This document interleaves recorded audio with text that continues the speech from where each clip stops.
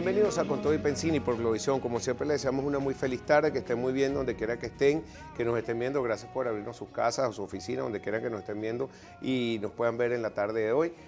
Como a esta hora siempre les ofrezco un cafecito, no voy a hacer otra cosa distinta, también les ofrezco su vasito de agua, pero quería comenzar ya con un tema que es lo que está más en las redes. Lo que quiero hacer hoy es que me envíen sus opiniones, yo las respeto todas y espero que respeten la mía. Nuestra función aquí es dirigir a la gente y llamar siempre a los movimientos de no violencia activa, a la cordura, a pensar bien las cosas y no dejarse llevar por las pasiones.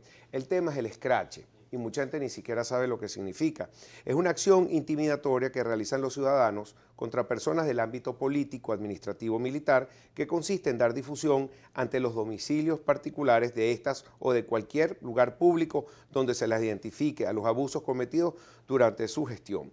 Y bueno, nosotros también hemos puesto, y algún grupo de amigos y analistas, algo que hemos compartido a través de las redes sociales, y no es mío, me lo copié, dice: no me convertiré en lo que repudio, seré irreverente con la protesta, pero no atacaré físicamente a nadie.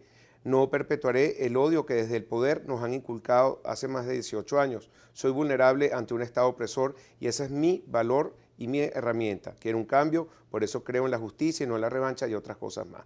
Y sin embargo, hoy tuvimos a Vladimir Villegas, que los lunes hace su editorial. Él dice: es muy peligroso alimentar la venganza en nombre de una falsa justicia.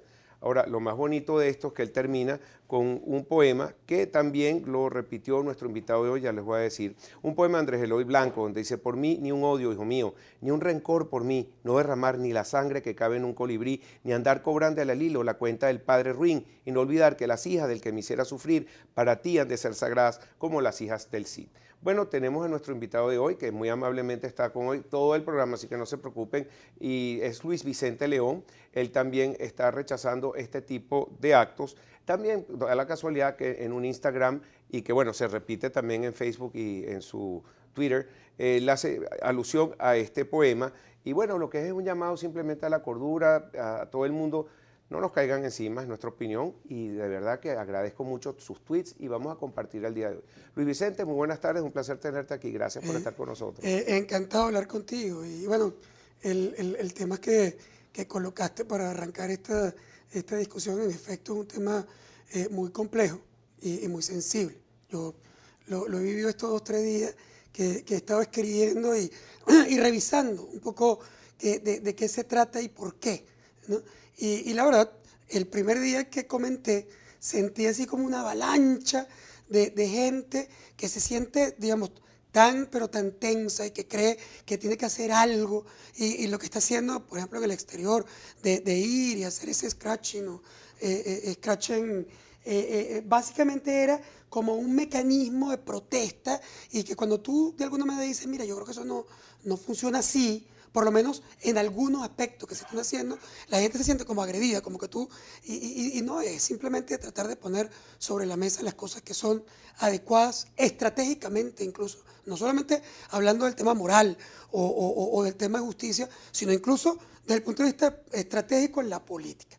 Y de eso es que me gustaría hablar, pero para hablar de por qué creo que algunos eventos que han ocurrido en el exterior contra personas no es necesariamente ni adecuado ni positivo, ni lo podemos respaldar, y no podemos permitir que nosotros terminemos pareciéndonos a aquello que en verdad estamos de alguna manera buscando cambiar. Yo quiero sí, digamos, primero recordar por qué eso está ocurriendo y por qué la gente está sensible.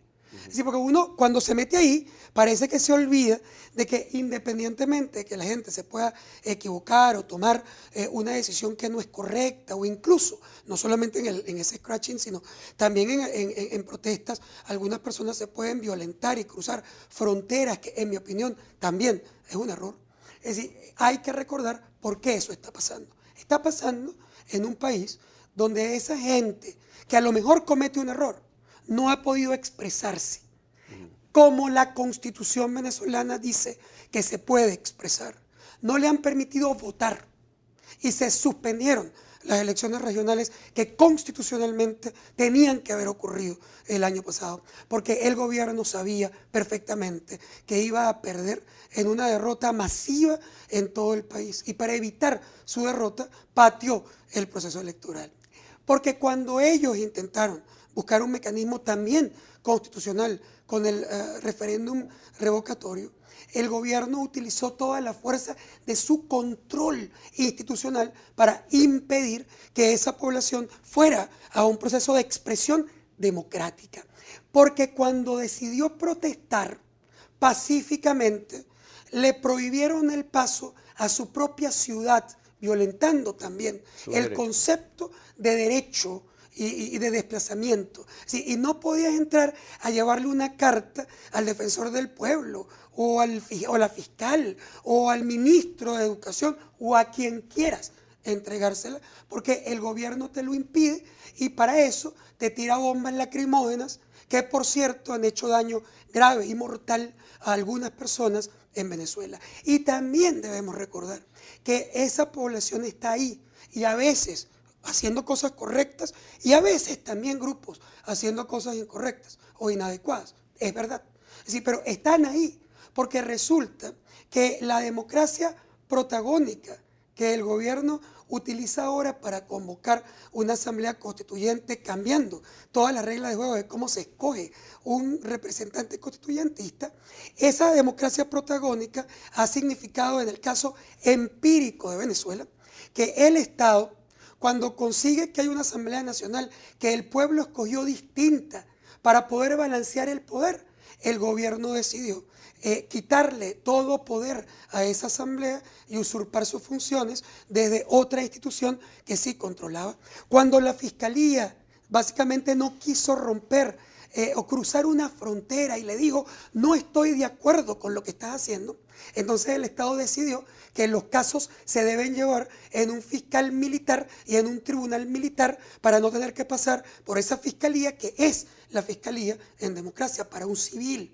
Cuando los gobernadores han estado en contra de la posición del Estado, o los alcaldes han estado en contra de la posición del Estado o pertenecen a la oposición, entonces el gobierno les ha cortado los presupuestos y ha creado funcionarios paralelos que tratan de competir y usurpar de nuevo las funciones que la democracia le entrega a los gobernadores y a los alcaldes. Entonces, ¿de quién es la responsabilidad de lo que está pasando? Puede ser que la culpa de alguien que comete un acto de violencia es personalísima, es de esa persona que cometió el acto, pero la responsabilidad es de ese Estado que ha impedido que la gente se exprese democráticamente. Fíjate que la violencia es hija de la represión, y esta represión obliga a la gente a expresarse de alguna manera. No lo hacen aquí, lo hacen los familiares internacionalmente de alguna manera, y por eso es que hay que dejar que la gente se exprese. ¿Qué importa dejar llevar una carta? Déjenlos que lleguen, más bien se apaga todo lo que son estos movimientos de calle que han surgido.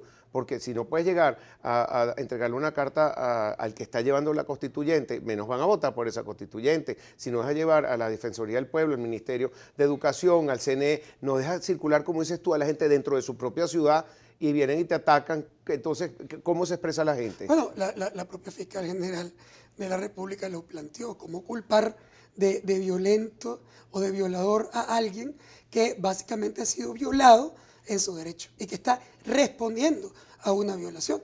Es decir, ahora, estamos en línea, déjame leer exactamente lo que dice. No podemos exigir comportamiento pacífico y legal de los ciudadanos si el Estado toma decisiones que no van acorde con la ley. Absolutamente. Ahora, eso ha hecho esta introducción para que se entienda perfectamente que no estamos hablando o no estamos dejando de entender las razones de la protesta y también las razones por las cuales algunas personas también se violentan, se exceden o creen que tienen que hacer una acción todavía más dura en contra de quien está violándole su derecho.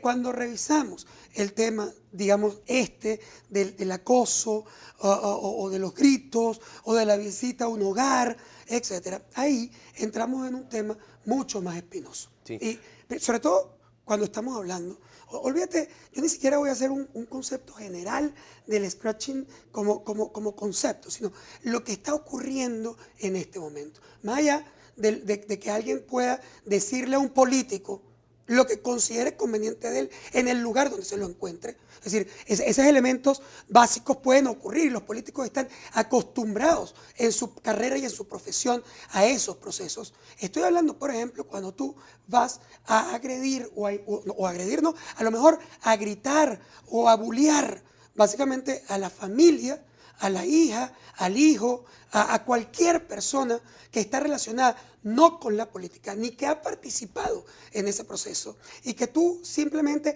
heredas, ¿verdad?, la sentencia. ¿Tú alguna vez en algún país desarrollado del mundo, en algún país decente del mundo, has visto que alguien herede la sentencia acusatoria de un padre? O sea, que te hagan un juicio al padre y después, como el padre ya no puede cumplir la sentencia, se la hereda el hijo y lo mete en preso porque heredó la sentencia del padre. Claro. Es decir, si ese hijo no está involucrado, él no es el responsable de ese hecho. Fíjate, te recuerdas esto, una de las razones por que fracasaron los afectos del 45 es porque montaron tribunales para juzgar a todo lo que venía del gomecismo.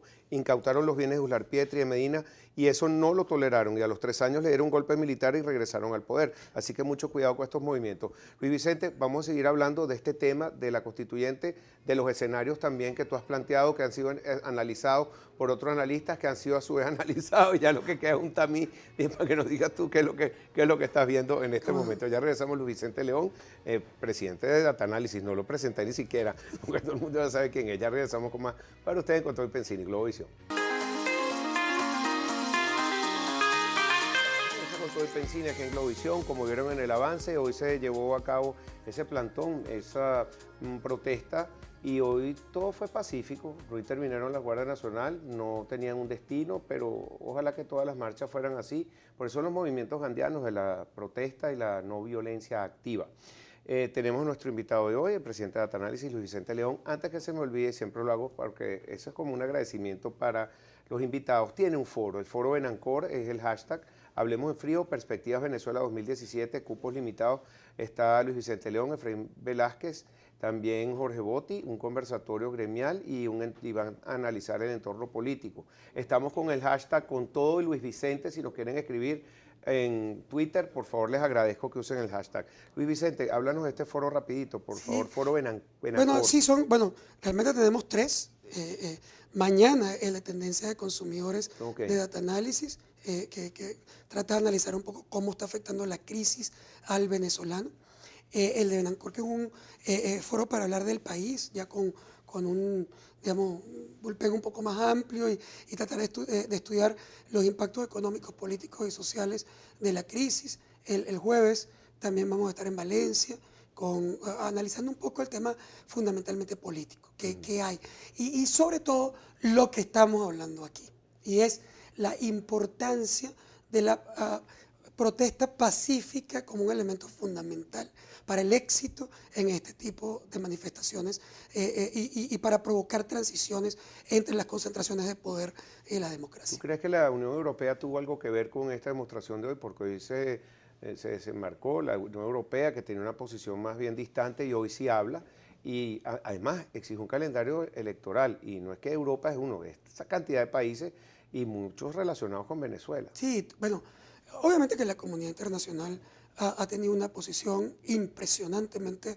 de soporte al tema opositor en Venezuela, y el gobierno ha tenido unos problemas terribles desde el punto de vista de imagen y de sus relaciones internacionales. Yo creo que nunca había estado Venezuela, el gobierno venezolano, tan débil en términos de alianzas. En América Latina, pues prácticamente quedan muy pocos países que pueden soportar o de alguna manera aprobar lo que el presidente Maduro está haciendo. Te queda Cuba, te queda Nicaragua, Bolivia y bueno, a lo mejor Ecuador, pues ni siquiera me parece que está completamente claro. Y en el caso, digamos, mundial relevante, te queda Rusia y China por las relaciones y los intereses tanto políticos como económicos que se tienen. Pero en términos generales, la comunidad europea completa está pidiendo una elección. Está pidiendo lo mismo que el pueblo, que además es lo que dice la Constitución. Y es lo que dice la democracia. La mayoría de los países de la OEA ¿qué te están diciendo? O sea, están diciendo, pero ¿por qué tú no te puedes medir en un proceso electoral? Ellos ni siquiera están hablando de un adelanto de elecciones presidenciales, están hablando de las elecciones, el cronograma de las elecciones en los periodos en los que la Constitución venezolana establece. Y eso, ni siquiera eso lo pueden tener los venezolanos. Bueno, ¿qué puede pensar una democracia, digamos, moderna, occidental, sobre eso? O sea, lo que va a pensar es que el gobierno tiene un problema crítico, y lo tiene, que es que no puede ganar la elección. Y en función de ese proceso que le impide ganar la elección, ¿qué es lo que el gobierno ha hecho? Lo primero fue bloquear las elecciones, ¿sí? Yo creo que ni siquiera el gobierno puede decirte que él no ha bloqueado las elecciones. Y planteó una constituyente, pero sin el voto popular. Esa es la segunda fase. La segunda fase es plantear como ya cuando tú simplemente llega un momento en que no puedes seguir pateando todas las elecciones sin mostrarte abiertamente como un gobierno que está violentando y rompiendo todo el hilo constitucional, busca una salida que, por cierto, es una salida creativa, una salida muy sofisticada desde el punto de vista político y desde el punto de vista legal. Y es esa Asamblea Nacional Constituyente. ¿Por qué digo que es creativa y sofisticada? Antidemocrática, pero creativa y sofisticada. Es decir, ¿por qué? Bueno, porque en verdad esa solicitud le permite matar varios pájaros de un solo tiro. El primero es que toda la llamada a elecciones, tan pronto se convoca la Asamblea Nacional Constituyente, queda completamente sin efecto. ¿Por qué? Bueno, porque ¿qué es lo que tú vas a elegir si tú no sabes si esa Asamblea Constituyente ya va a cambiar los gobernadores y a lo mejor no van a existir los gobernadores en la nueva Constitución o los gobernadores van a tener un periodo completamente distinto? Pero que podemos quedar en un limbo eterno mientras no tomen una decisión y estamos en periodo constituyente. Mientras estás en la Constituyente, tú puedes quedar completamente sin elecciones en Venezuela de ningún tipo. Porque además, de nuevo, esa Asamblea Constituyente es absolutamente por encima de cualquier otra institución en Venezuela, porque se supone que representa directamente al pueblo. Es decir, lo segundo que vas a matar es que las instituciones que hoy te están fastidiando, es decir, la Asamblea Nacional que no controlas, La Fiscalía. y la Fiscalía que ya no está completamente alineada con tu posición, todo, gobernador, todo queda absolutamente supeditado a esa Asamblea Constituyente. De manera que la Asamblea Constituyente podría, por ejemplo, destituir la Asamblea. Pero todo muy lindo en papel. Pero ¿qué pasa con la realidad? Aquí hay un proceso de ingobernabilidad andando. Aquí no hay gobierno. O sea, no pueden tomar decisiones si tú tienes una autopista donde cruza todo lo que pase carro en el país. Camiones todos parados, todos los días, protestas. Bueno, 40 días en esto, 50 muertos, ¿cuántos heridos, cuántos detenidos? ¿Qué dice el gobierno? El gobierno dice que la alternativa a eso es tener que ir a una elección que perdería con, por cierto, un costo infinito de salida. Y ahí te agarro la palabra porque fíjate que hay fracturas dentro del propio chavismo o madurismo, porque Rafael Ramírez escribe ayer en Aporrea un artículo donde habla de la línea roja, dice, cuidado con atravesar la línea roja porque este es el pensamiento, la bicha, la Constitución, donde refleja el pensamiento de Hugo Chávez. Ustedes si traspasan esa línea roja van a quitar el pensamiento y la idea, o sea que dentro del mismo chavismo ya hay advertencia, cuidado, y no tienes el poder popular que tenías cuando estaba Hugo Chávez Frías mandando, ahorita no tienes popularidad, ni siquiera está entrando gente al PSUV.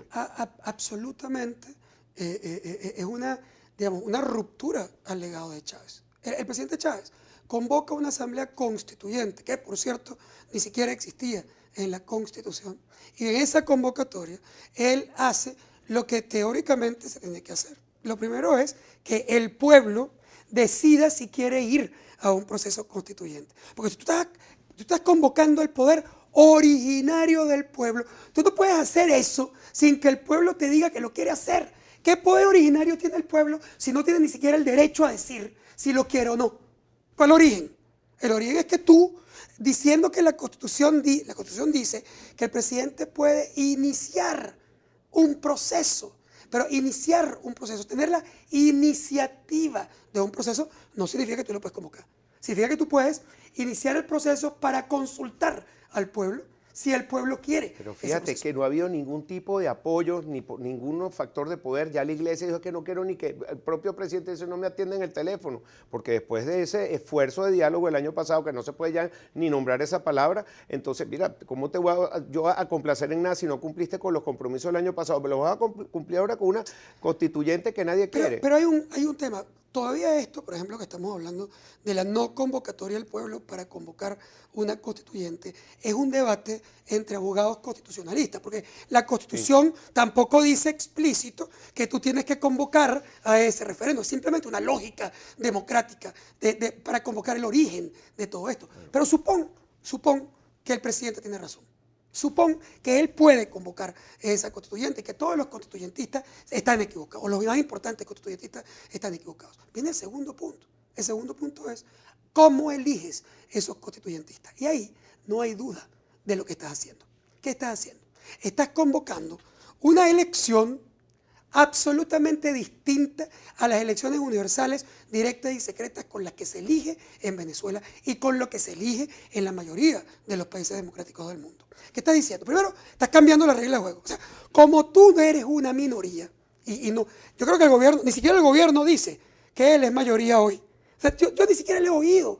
No, es que no hay ni una encuesta. Ni la palabra socialista, ni siquiera las encuestas más relacionadas con el gobierno son capaces de decir que el presidente Maduro es mayoría, o que el gobierno es mayoría, o que la mayoría de la gente quiere al gobierno. Es obvio que no. Estamos hablando de cerca del 76% de la población venezolana que rechaza la gestión del gobierno y rechaza la gestión del presidente Chávez. ¿Ustedes no han medido, por ejemplo, la popularidad o no de esta constituyente? No, estamos en campo. Estamos en campo. ¿Cuándo sale eso? Eso demora 3 semanas. Okay. Pero bueno, el tema es... A partir de hoy, porque te voy a llamar. ¿A partir de cuándo? 3 semanas. Okay. Ahora, fíjate el tema. ¿Qué haces?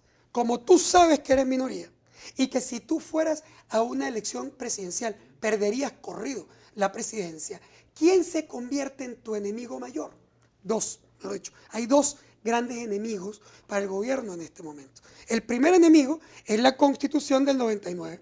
¿Por qué? Porque esa Constitución del 99, como dice el exministro Ramírez, esa Constitución es una Constitución con muchos defectos, pero es una Constitución liberal y democrática, que exige que para gobernar este país tú tienes que representar a la mayoría.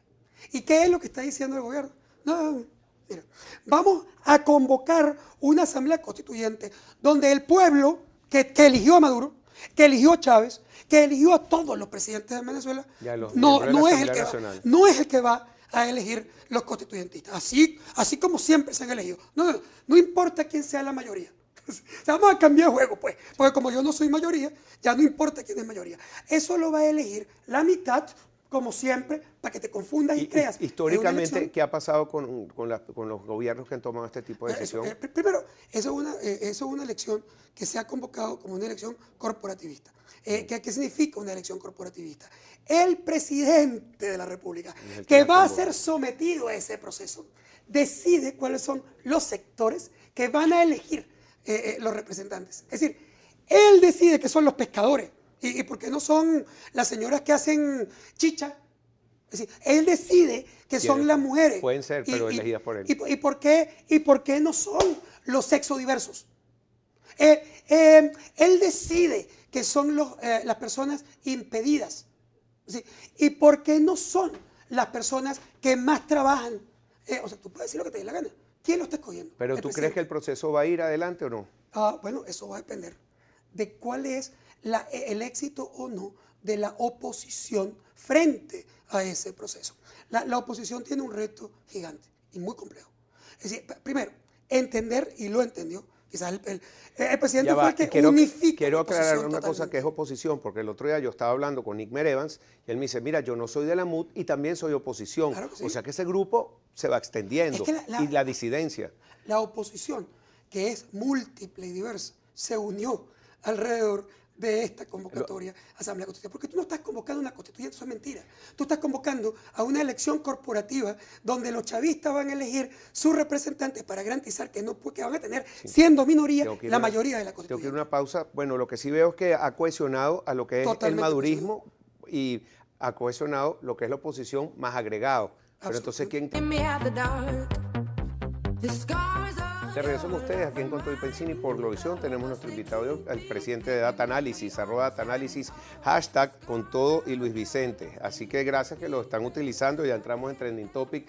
Gracias por ese apoyo que nos dan, lo valoramos mucho. Estoy leyendo todos sus tweets. Los que son un poco pasados de tono, no los reboto, los que sí, pero respeto su opinión y tienen todo su derecho, su libertad de expresión, la mayoría son todos muy positivos y eso es lo que nos sirve entre todos como ciudadanos, de conversar y tratar los temas y que todos tengamos participación. Luis Vicente, damos una pregunta al aire sobre qué posibilidad entonces, tenemos una cohesión en base a la constituyente comunal, la constituyente corporativista, que ha cohesionado al chavismo o al madurismo o al castromadurismo, como lo quieras llamar, pero también ha cohesionado distintos grupos de oposición que no necesariamente están unidos. Tenemos a la disidencia que está creciendo dentro del chavismo, que se está uniendo a esa oposición, no porque esté a favor o no de la MUD, pero sí todos alienados en contra de esta constituyente. Y quería también hacer un comentario para ver si todavía está vigente ese artículo que acabas de escribir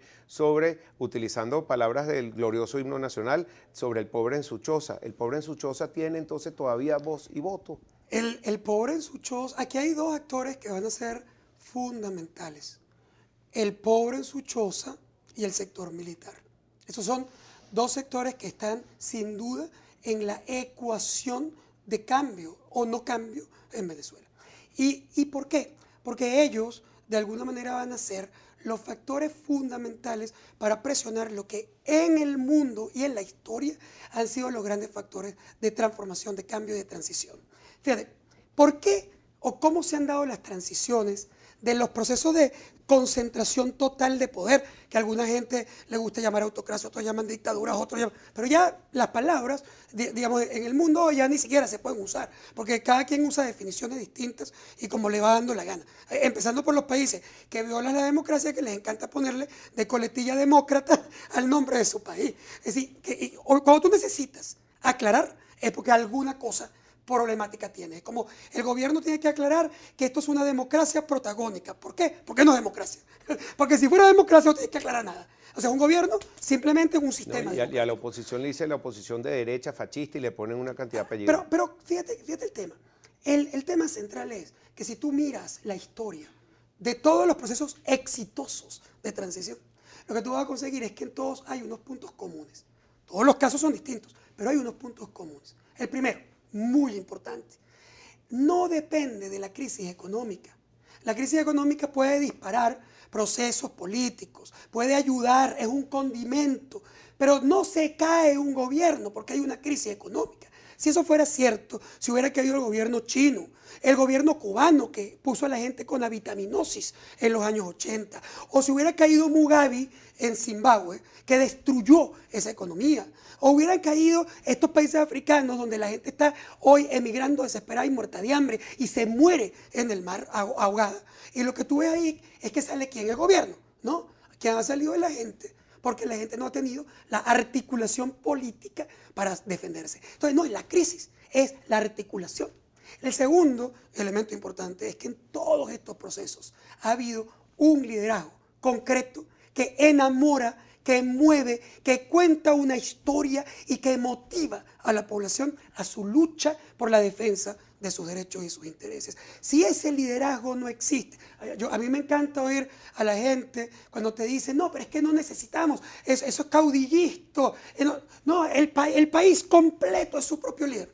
Bueno, será una experiencia nueva, porque en el mundo los procesos de transición se han dado en el disparo de un líder que se convierte en ese catalizador, en ese que alinea la lucha y que da una esperanza. El tercer elemento muy importante es que el trabajo de la oposición y de la gente en su protesta es eficiente sí y solo sí pasan dos cosas. La primera, si es pacífico, totalmente pacífico, si es la oposición capaz de evitar la tentación de la violencia, porque obviamente que la violencia es muy tentadora cuando estás en la oposición violentado por un gobierno. Cuando te están violentando tus derechos. Cuando te tiran una bomba lacrimógena, porque tú estás protestando por algo que tú mereces, que tú tienes el derecho de tener. Es decir, eso te da mucha rabia. Y por supuesto que hay gente, que, sobre todo los jóvenes, que son absolutamente energéticos, cuando están en esa marcha, ¿qué pueden sentir cuando un guardia nacional no lo deja pasar, les tira una bomba o le matan a un compañero al lado? Pues, una rabia absolutamente incontenible. Y esa era la frase de la fiscal. Pues bien, pues es al revés. Solo cuando tú eres capaz de controlarte. ¿Por qué? Muy simple. Porque lo que dicen los estudios es que para que tú tengas éxito, tú tienes que masificar la protesta. Tiene que haber una protesta en un grupo mucho más grande de la población, que incluye la masa. Si tú haces la protesta radical y esa protesta se violenta, es violencia, tú espantas, no agregas gente, la focalizas en grupos de guerra, armados, etcétera, pero espantas la participación de la gente normal. Pero muchas veces en estos procesos de transición, de cambio históricamente, también pasan por problemas de negociación, fuera de cámara, fuera de escenarios, como lo hemos visto, por ejemplo, el que vio la película de The Winter on Fire, el invierno en fuego, porque se fue el dictador, porque hablaron antes y se pusieron de acuerdo. Fíjate que volviendo al tema del bullying ese, del scratching, a mí me llamó la atención que una de las primeras personas que lo sufrió fue Maripili Hernández. Ella ha estado invitada aquí varias veces y ha dicho cosas y ha señalado cosas muy importantes contra el gobierno, siendo ella disidente de su propio grupo chavista y se aparta un poco. Yo más bien del bullying lo que dije, que hacen estas 4 personas juntas, porque está el abogado de la MUT y está el abogado de la Asamblea, y es una persona muy seria. Pedro Níquez estaba ahí, también estaba Irán Gaviria, que es una voz también consona y equilibrada. Cuando tú ves estas 4 personas, tú dices, bueno, si le hacen bullying, ¿cómo vamos entonces nosotros a llegar? ¿Cómo vamos a pasar esa página? Porque de lado y lado no vamos a llegar a negociación que puede quebrar esta ingobernabilidad que parece eterna. Así lo dice la AFP, hoy puso la crisis de Venezuela sin fin. El cuarto punto lo pusiste tú bueno. sobre la mesa. El cuarto punto es que tú no vas a resolver un problema de este tipo. No hay transición sin negociación política. Claro, es verdad la crítica al diálogo del año pasado, en términos de que la oposición fue a ese diálogo sin el poder de negociación para poder conseguir lo que se necesitaba. Es decir, eso sí es verdad. Tú tienes que ir a la negociación cuando tú tienes poder de negociación, cuando tú tienes algo que entregar y algo que recibir. Porque si tú no tienes nada que entregar, que lo dijimos en aquel momento en una entrevista aquí, o sea, tú te sentabas en esa mesa y le decías a Maduro, Maduro, dame tu cabeza ya, porque el referéndum era la cabeza, dame tu cabeza ya, ¿o qué? Eso es lo que te va a contestar Maduro, ¿o qué? Pero creo que sí tienen ahorita que negociar, porque hoy, no tienen capacidad crediticia. Hoy el costo de evitar elecciones, el costo de la represión internacionalmente, localmente, en el pueblo, empieza a ponerse muy elevado. Bueno, eso es el trabajo de la protesta pacífica, es elevar al máximo el costo de que no cumplan la Constitución. Y esa es la única vía que tiene la oposición frente a la propuesta constitucional. ¿Por qué? Porque ya no hay una batalla institucional. La oposición no tiene ninguna institución que él pueda confiar que va a tomar una decisión seria, apegada al derecho y apegada a la Constitución. No puede confiar. Entonces, ¿qué pasa? Si él permite que vayan a una constituyente donde el pueblo no va a elegir en su mayoría, sino que van a elegir los actores que el gobierno decida que van a elegir y que por supuesto van a elegir al chavismo, a pesar de ser una minoría, la oposición está muerta políticamente. Y ahí va a haber un cambio no de gobierno, sino un cambio de sistema. Porque pasando esa constituyente, tú estás fulminando completamente la Quinta República y el sistema democrático venezolano, que es ese llamado que probablemente Ramírez hace en esa declaración.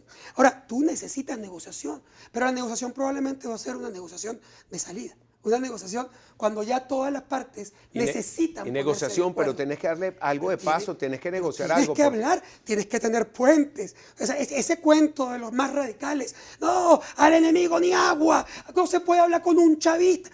Es una cosa absolutamente bárbara. Es decir, lo que te está diciendo es que yo lo voy a sacar por la mecha y después no voy a negociar con nadie. ¿Qué es eso? Primero, que eso no ha tenido éxito en ninguna parte.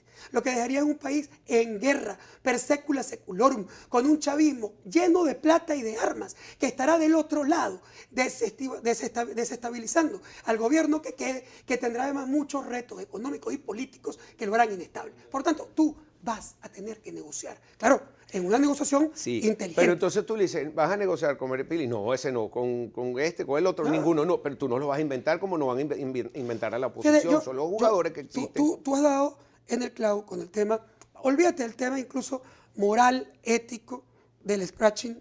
El moral y ético lo podemos discutir, pero hay un segundo elemento que es estratégico. Claro. Un tema estratégico.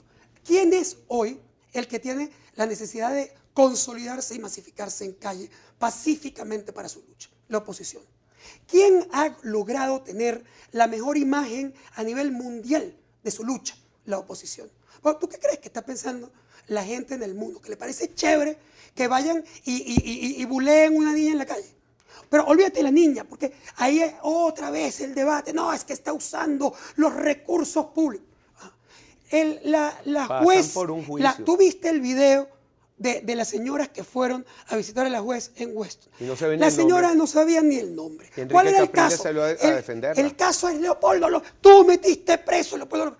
La señora jamás estuvo, no solamente lo dijo Enrique Capriles, porque lo dijo sobre su caso, donde la juez sí estuvo y lo liberó, sino que además la mamá de Leopoldo López, sorprendida en un Twitter, dijo, pues esta señora tiene absolutamente nada que ver con ese caso, con el cual se motivaron a ir a su casa. Y el tercer elemento muy cortito es el video de una gente atacando a una gente que jamás trabajó en el gobierno, que no son ningunos bolichicos, que no tienen, sino unos señores que tienen una panadería en un barrio en Colombia. Con una foto. Pero el señor es chavista. Entonces tiene una foto de Chávez. Ah, no, entonces tú eres chavista, vete para tu país, desgraciado. Ya, pana, ¿qué es esto? Y además, ¿cómo sumas tú entonces a esa gente para que venga? Si más bien lo que tienes que sumar a... Tú estás defendiendo la democracia. Tenemos que ir a una pausa.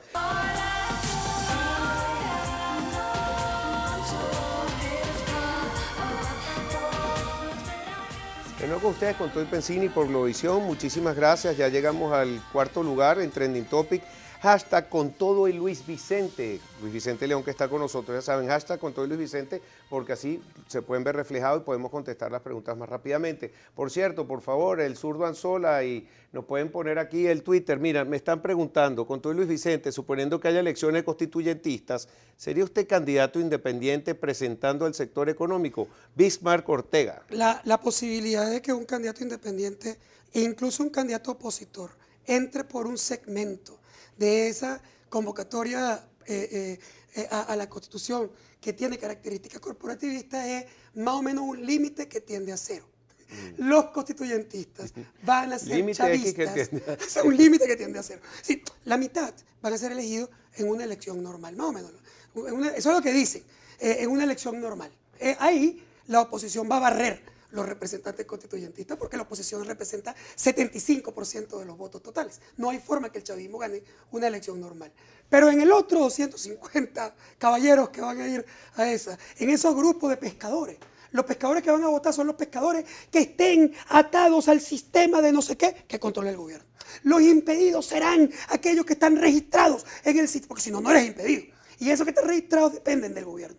Las mujeres serán las batalladoras de la patria. Después habrá un grupo que controla los CLAPs que tiene que ser representado. Por supuesto, lo que nos falta es que tengamos un representante constituyentista de los colectivos, que lo podemos separar en dos. Uno de los colectivos y otro de los colectivos armados, porque parece que son distintos. Sí. Es decir, ¿qué vas a tener ahí?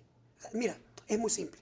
Pregúntatelo tú ahí en tu casa. O sea, ¿tú crees que el presidente Maduro hubiera convocado una elección para asamblea constituyente si tuviera la menor duda de que va a ganarla?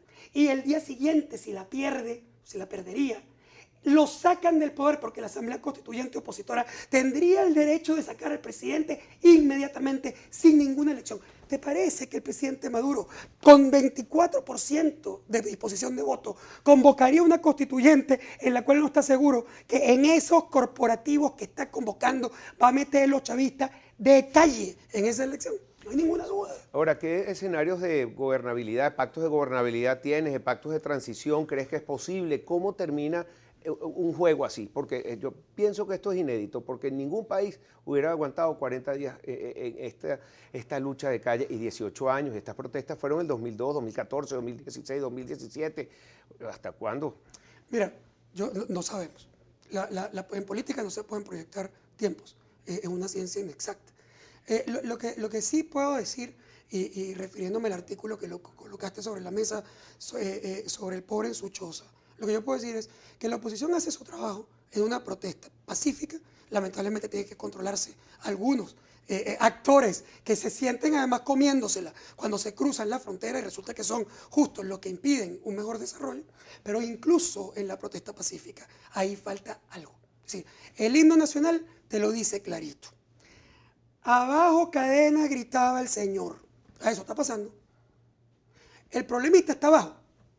El pobre en su choza, libertad pidió. No porque no quiere cambio, porque 80% de la población más pobre, en el estrato más pobre de Venezuela, quiere cambio. Y quiere un cambio de gobierno y un cambio de modelo. Pero él no está en la calle en esa protesta. Sí, pero sin embargo el ciudadano de a pie se siente más con esta canción moderna identificado que es pasito a pasito, suave suavecito. Sí, pero el pasito Todo a está muy pasito, lento. solo el pasito a pasito lo vas a lograr si tú resuelves un problema. Cuando te preguntas por qué una población tan pobre que está hiperafectada en esta crisis y que quiere cambio no está desbordada también protestando y exigiendo. ¿Por qué? No porque no quiere, sino porque tiene miedo, porque tiene también los colectivos armados alrededor de ella, porque puede perder los CLAPS, que para ella es fundamental. Tengo que hacerte una pregunta, quedan 2 o 3 minutos. Gustavo Cisneros, o quien haya hablado por él, se ganó un honoris causa y de unas declaraciones que llamaron mucho la atención, porque en verdad no sabemos por qué no se habla directamente y no he visto ningún esfuerzo por hablar directamente con Cuba. Aquí tenemos, evidentemente, metido a Cuba en casi todas las cosas del país. No voy a entrar en detalles, pero también hoy aparece el tema colombiano. Gustavo Cisneros dice, esto es un baile que se tiene que bailar de a tres por el apoyo colombiano que le ha dado el presidente Maduro. Y hoy en otros artículos ya empieza a sonar, y me imagino que es una matriz de opinión que se está montando sobre esto. ¿Por qué Colombia y por qué no se habla con Cuba? ¿Por qué no se llega a una negociación? Pues ellos tienen mucho que perder y a lo mejor negociando yo creo que se puede ganar. Yo creo que la oposición ha hecho un trabajo muy fuerte a nivel internacional para mostrar su caso y ha sido muy exitosa. Estoy de acuerdo contigo. Pero yo creo, 1000% de acuerdo pero yo creo contigo. que tú tienes también, así como tienes que garantizar, yo sé que a la gente le molesta porque se siente desbordada, pero tú tienes que garantizar una reducción en el costo de salida para que se pueda dar una transición. Si el gobierno siente que tú, al cambiar gobierno, vas a ir a destruirlo, vas a ir a quitarle su casa, vas a ir a bullear a sus hijos, ¿tú qué crees que va a hacer? Un kamikaze que va a estar dispuesto a batirse a tiros con quien sea en contra de un proceso de transformación. Por supuesto que él no se quiere ir, pero cuando llegue el momento, tú tienes que estar dispuesto a integrar, a negociar, a garantizar que el proceso sea un proceso sano y en paz, porque de lo contrario es una guerra que te estás comprando por años. Los radicales son siempre el peor enemigo de una salida. Escuchen eso, el peor enemigo de una salida, y sobre todo que queremos democracia y seguir adelante todos como un solo país, son los radicales. Muchísimas gracias, Luis Vicente, un placer tenerte aquí. Gracias a todos ustedes por su hashtag. Pueden seguir preguntando, lo vamos a ir leyendo con todo y Luis Vicente. Y bueno, gracias Blanca Vera Saf, que tiene también ayudándonos con todo